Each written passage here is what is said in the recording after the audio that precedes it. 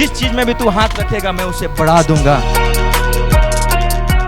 अनुग्रह एक ऐसी सामर्थ है जो मृत्यु को उसके ही कब्र में डाल दे।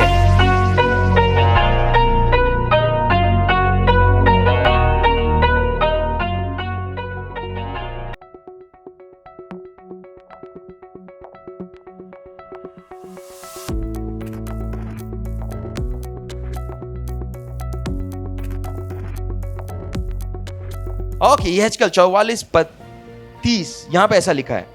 ध्यान से सुने, ध्यान से, इसको ध्यान से सुने।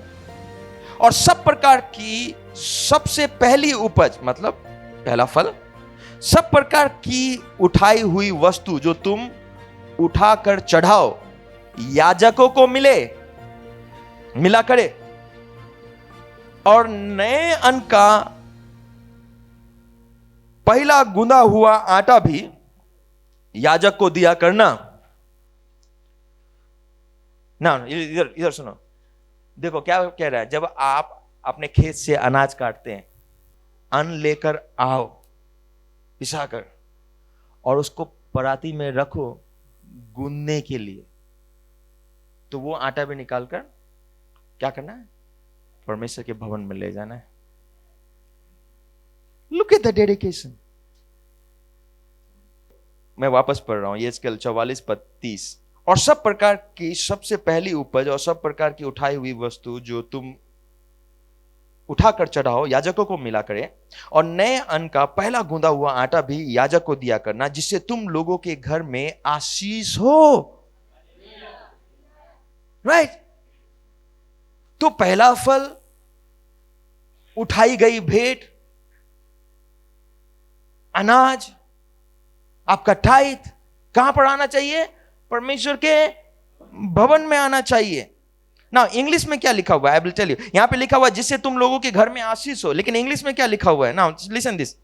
And the first of all, first fruit of all thing, first fruit सब चीजों का, आपके तनख्वाह का, आपके आपके बच्चों का, जो सब चीज का पहला फल। And every oblation of all, of every sort of your oblation shall be the priest. Ye shall also give unto the priest the first of your dough, that he may cause, listen this carefully, he may cause the blessing to rest in thine house. कह रहा है कि ये सब वस्तुओं को आप पुजारी के पास में लेके आना।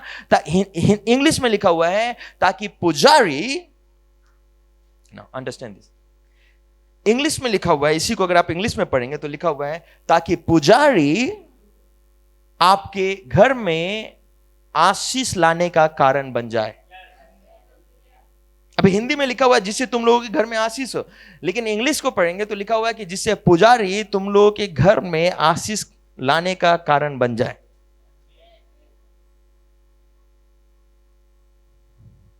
तो आपका 10वां हिस्सा भेंट कहां जाना चाहिए? आपका पहला फल कहां जाना चाहिए? यस, आप परमेश्वर के भवन में, गरीबों के पास नहीं, आपके जरूरतमंद परिवार के पास में नहीं, लेकिन परमेश्वर के भवन में। आप समझे इस बात को? गरीबों को देना बुरा नहीं है, आपको गरीबों को देना चाहिए। जरूरतमंद लोगों को देना बुरा नहीं है, आपको जरूरतमंद लोगों को देना चाहिए। लेकिन आपका 10वां हिस्सा, पहला फल भेंट नहीं। ठीक है? परमेश्वर ने कहा है उनको मदद करो, लेकिन 10वां हिस्सा से नहीं, 10वां हिस्सा से नहीं, ऑफरिंग से नहीं। ऑफरिंग, नाम सुनो, ऑफरिंग मतलब क्या है? ये भेंट है। ऑफरिंग जहां पे आप बलिदान है मिला हुआ, जिसमें आप उठा के किसी भिखारी को नहीं दे सकते हैं। ऑफरिंग मतलब आप जरा नाम सोचो, ऑफरिंग इट्स लाइक इससे बहुत बड़ा चीज है, ये भेंट है। हिंदी में थोड़ा सा सबका गड़बड़ है, लेकिन ऑफरिंग बोला जाता है जहां पर आपका बलिदान भी है। आप वो किसी भिखारी को नहीं दे सकते, ये तो परमेश्वर के पास में ही जाना चाहिए। परमेश्वर के पास जाना चाहिए।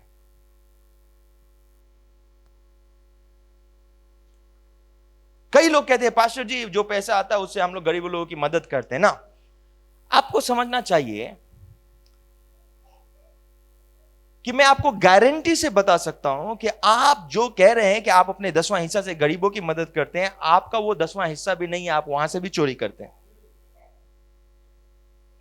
अगर आपका 10वां हिस्सा 10,000 आता है तो आप वहां से केवल गरीब लोगों को 5,000 देते हैं, तो आपने वहां से भी चोरी की। आप गारंटी में बता रहा हूं आप।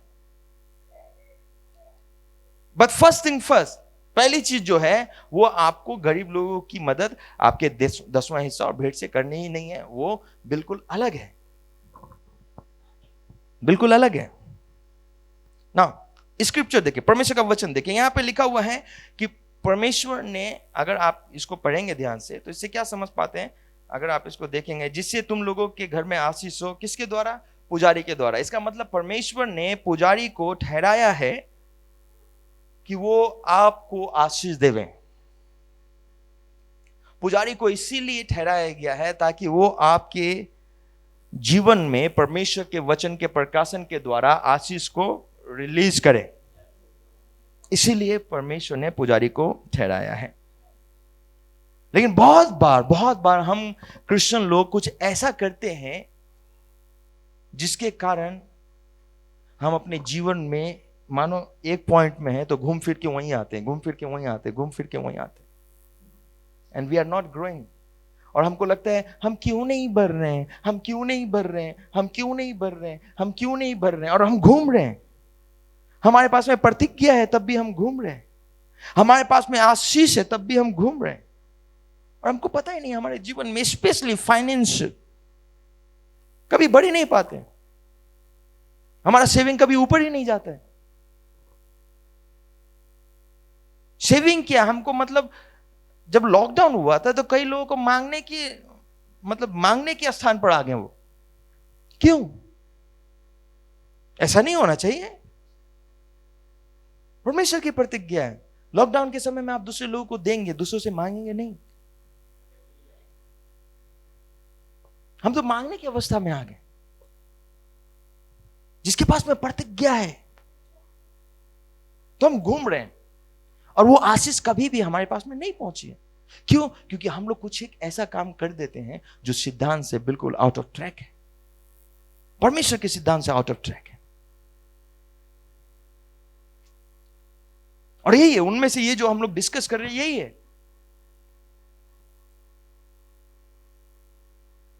जहां पर हमको कहा गया है कि अपने भेंट को मंदिर में लेकर आने के लिए, परमेश्वर के भवन में लेकर आने के लिए, वहीं हम ज्यादा उस्ताद बन रहे हैं, हम बाहर काम कर रहे हैं। अगर आप नहीं टूटेंगे तो कौन टूटेंगे?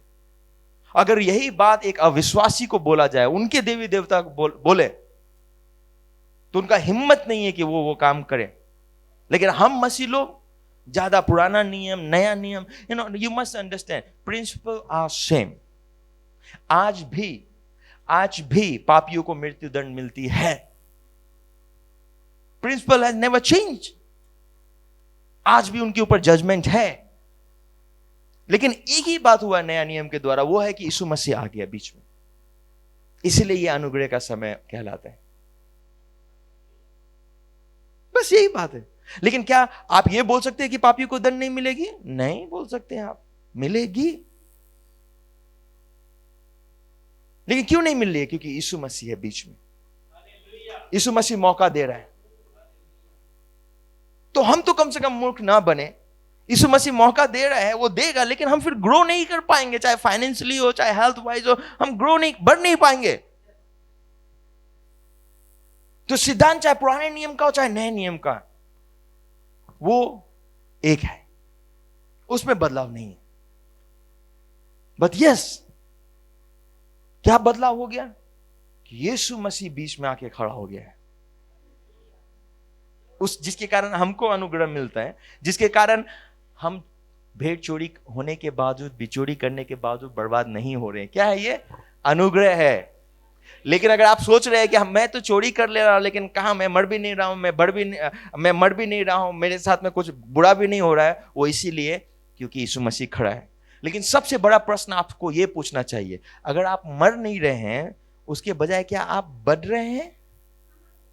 यीशु मसीह को आकर आपको मरने से तो बचा रहा है, यीशु मसीह आकर आपको गरीब होने से तो बचा रहा है, लेकिन क्या वो आपको धनवान बना रहा है?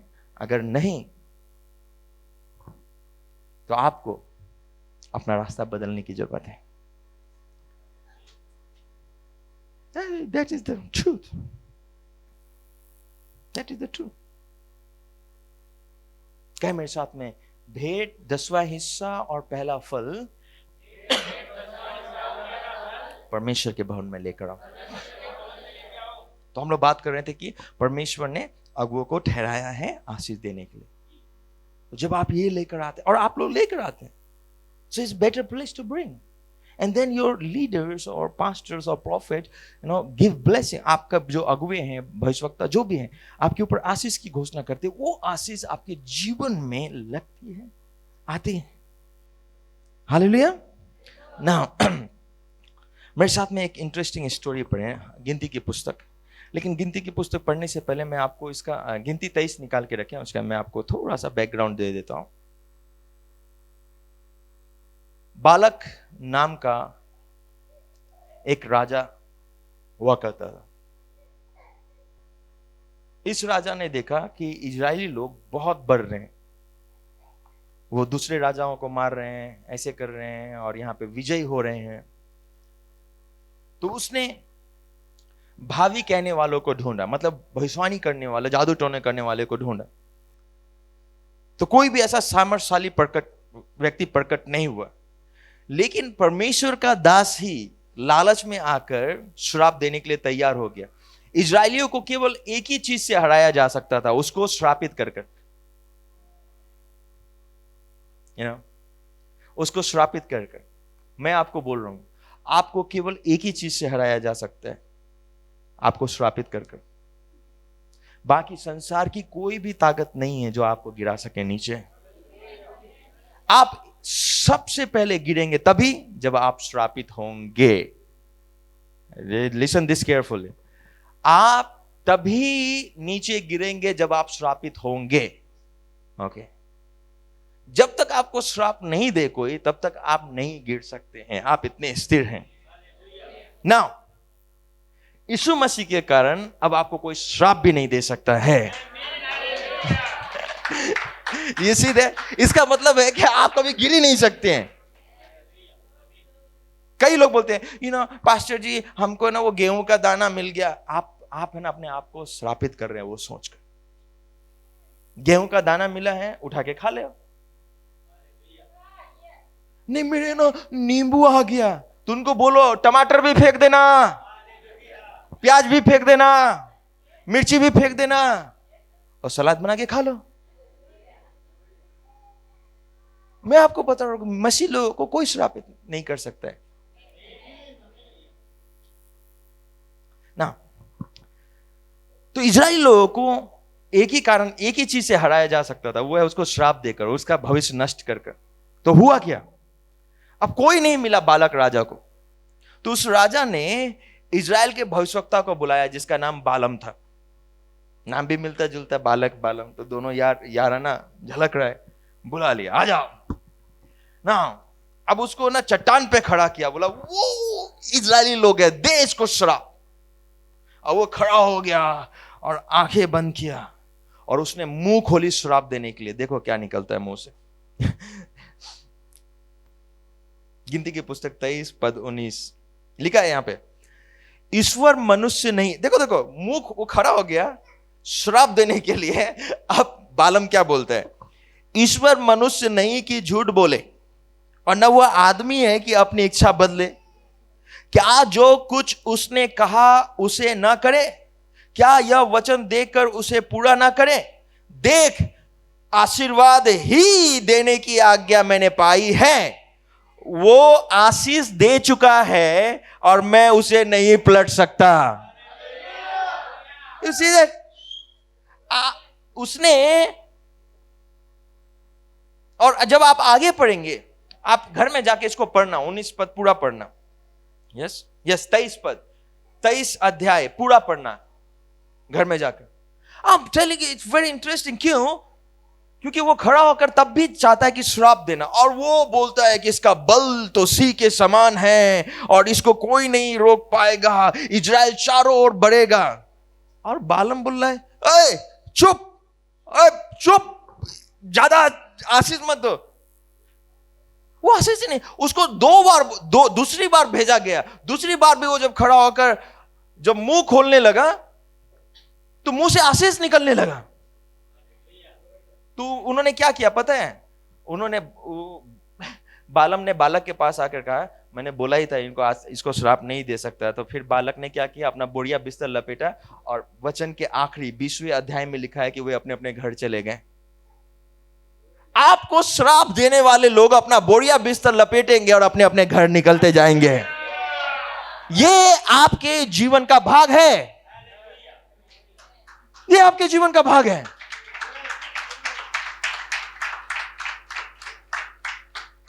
ना मैं क्या आपका ध्यान दिखाना चाहता हूं, ये देखो 20 में क्या लिखा हुआ है, वो आशीष दे चुका है। कुछ एक बात नोटिस करो, 20 में लिखा है वो आशीष दे चुका है, और 19 में लिखा है क्या वो वचन देकर उसे पूरा ना करे। इसका मतलब है अगर उसने आपको आशीषित किया है तो वो वचन देके पूरा करेगा ही। दुनिया का कोई भी व्यक्ति आ जाए और कहे कि आप श्रापित है, आप श्रापित नहीं हो सकते। क्यों? क्योंकि आपको आशीष देने के लिए बुलाया गया है। तो ये आपकी पहचान है। तो फिर मैं आपसे प्रश्न पूछता हूं, तो फिर क्यों बालम खड़ा होकर वहां पर जिसको आशीष मिल चुका है उसको आशीष क्यों दे रहे हैं? ये सोचने वाली बात है।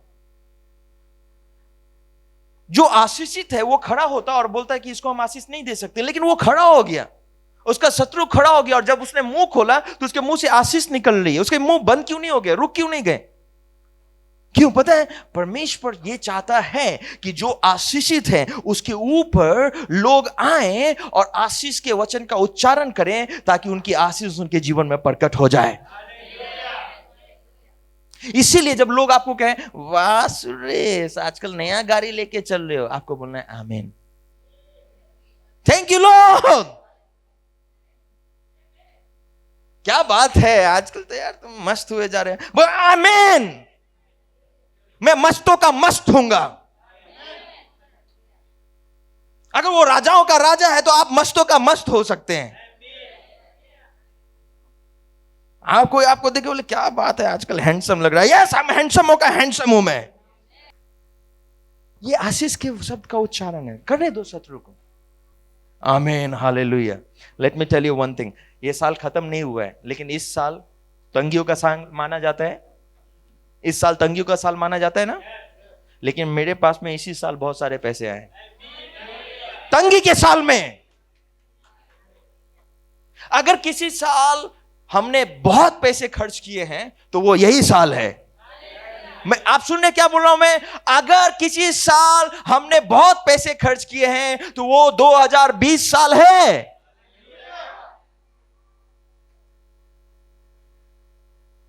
अगर हमने किसी समय बड़े बड़े प्रोजेक्ट किए तो वो यही साल है। And I am telling you 2021 झंडा गाड़ने का साल होने वाला है। आई एम टेलिंग यू, आपने जो कुछ खोया है आप 2021 में प्राप्त करने वाले हैं। मैं बता रहा क्यों। 2020 आपको धोखा दे दिया। आपको नहीं, आप में से बहुत सारे लोग, आप सब लोगों को नहीं, 2020 आप लोगों को धोखा दे चुका। लेकिन ठीक 2020 में अब वो एक डंडा लगा होगा। पता है क्यों? वहां पे झंडा गाड़ने के लिए। इसलिए मैं बोल रहा हूं 2021 झंडा गाड़ने का साल होगा। परमेश्वर ये करने वाला है आपके लिए।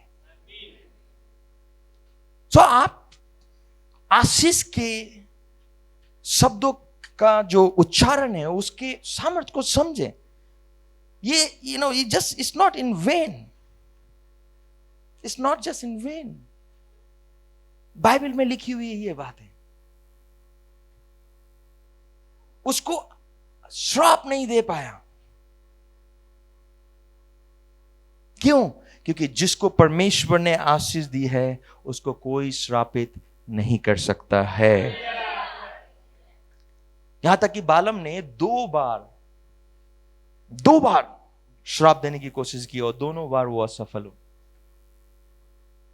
आपके जीवन में भी ऐसा ही हो जाए।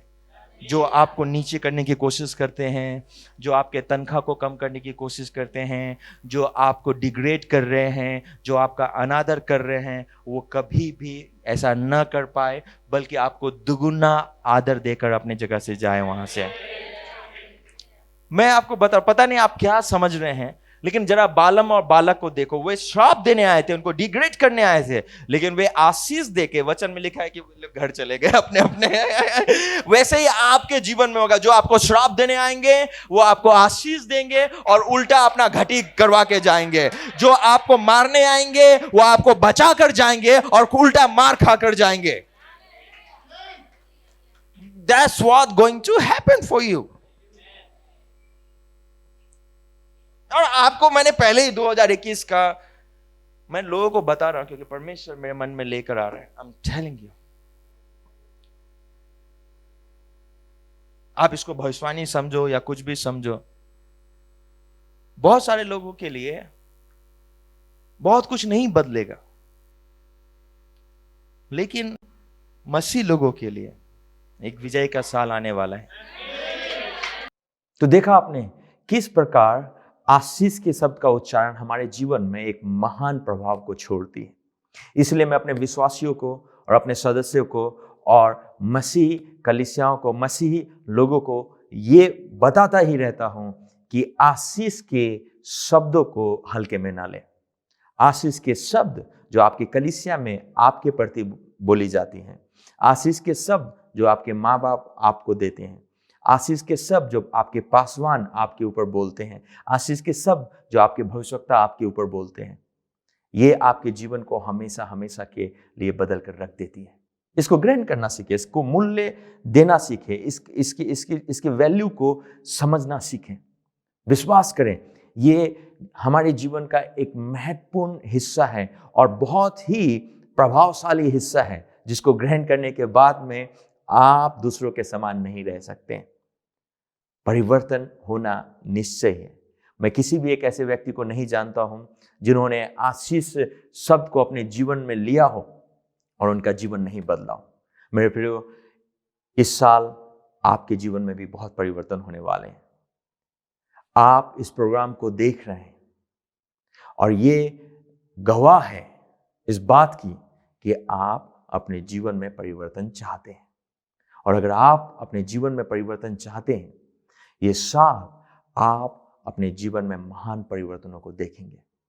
इस सीरीज को सुनकर आप सच में अपने जीवन में आशीष के शब्दों का जो उच्चारण है उसके मूल्य को समझेंगे। मैं आगे बढ़ने से पहले आपको उत्साहित करूंगा कि जब आप अपनी कलीसिया में रहते हैं, कलीसिया में जब भविष्यवाणी की बातें चलती है, कलीसिया में जब आपको आशीष दी जाती है, कलीसिया में जब आपके बच्चों को आशीष दी जाती है, इसको ग्रहण करना सीखें। कोई भी आशीष वचन यूं ही आपके पास से होकर नहीं गुजरेगी। या आपके व्यवसाय में, या आपके जीवन में, या आपके सेहत में, या आपके परिवार में बहुत सारे परिवर्तन को लेकर आएंगे। मेरे प्रियो, परमेश्वर के उस आशीष वचन के सामर्थ्य को समझें। मेरी प्रार्थना है कि इसके लिए आपके मन की आंखें ज्योतिर्मय हो जाए ताकि आप उसके सामर्थ्य को समझ सकें। परमेश्वर का वचन कहता है इफिसियों 1 उसके पद 3 में कि उसने हमें मसीह में स्वर्गीय स्थानों में सब प्रकार की आत्मिक आशीषें दी हैं। मेरी प्रार्थना है इस वचन के अनुसार कि इस नए साल के मौके में आपके जीवन में आशीष का बारिश हो। आपके जीवन में हर एक जगह आशीष और आशीष हो। मेरी प्रार्थना है कि परमेश्वर आपके व्यवसाय में, आपके सेहत में, आपके परिवार में, यहां तक कि आपके विवाह में भी और आपके बच्चों के ऊपर भी अपनी आशीष को भरपूरी से बरसाए। मैं घोषणा करता हूं हर एक उन लोगों के लिए, परमेश्वर के दास लोगों के लिए, परमेश्वर के लोगों के लिए, कि उनका जीवन इस साल, इस नए साल में, इस 2021 में हमेशा हमेशा के लिए बदल जाने पाए, भलाई के लिए, उत्तमता की ओर और श्रेष्ठता की ओर। प्रभु यीशु के नाम में आमीन, आमीन।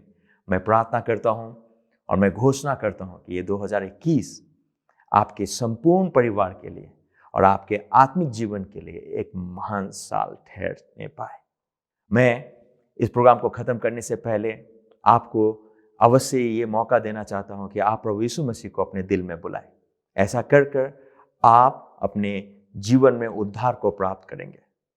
इससे कोई फर्क नहीं पड़ता कि आप कौन से जाति और कौन से पंथ से हैं, और या आप चर्च जाते हैं या मंदिर जाते हैं या गुरुद्वारा जाते हैं, आप कहीं पे भी जाते हो, आप यीशु को अपने दिल में बुला सकते हैं एक छोटी प्रार्थना करके। मैं आपके लिए प्रार्थना करूंगा, और अगर आप चाहते हैं कि यीशु को अपने दिल में बुलाएं तो मेरे पीछे पीछे ये छोटी सी प्रार्थना करें। प्रभु यीशु, मैं विश्वास करता हूं कि आप मेरे पापों के लिए आए, मारे गए, गाड़े गए और तीसरे दिन फिर जीवित हो उठे। मैं विश्वास करता हूं कि आप ही परमेश्वर के पुत्र हैं। हे यीशु, मेरे दिल में इसी घड़ी आ जाए। मैं आपको आज से अपना प्रभु और अपना उद्धारकर्ता के रूप में ग्रहण करता हूं, यीशु के नाम में। आमीन, आमीन, हालेलुया। अगर आपने ये छोटी सी प्रार्थना की है तो आपने नया जन्म प्राप्त किया है। मैं आपको उत्साहित करूंगा, किसी स्थानीय कलीसिया में जाएं, लगातार संगति करें, परमेश्वर के वचन को पढ़ें। मैं आपको उत्साहित करना चाहूंगा कि आप डोमिनियन लाइफ मिनिस्ट्री में के वेबसाइट में भी जाएं और वहां पर जाके डोमिनियन वर्ड फॉर टुडे, जो कि हर एक दिन आपके लिए आती है, पढ़ना ना भूलें। ऐसा कर कर आप अपने मसीह जीवन में एक विजयी स्थान पर जा सकेंगे। परमेश्वर आप लोगों को बहुत बहुत आशीष दे। मैं फिर से आपके लिए प्रार्थना करता हूँ और घोषणा करता हूँ 2021 आपके लिए एक बेहतर साल हो जाए, और इस साल में आप उन तमाम चीज़ों को प्राप्त करें जो चीज़ें आपने अपने जीवन में अभी तक प्रकट होते नहीं देखी। God bless you. हम अगले सप्ताह इसी समय फिर मिलेंगे।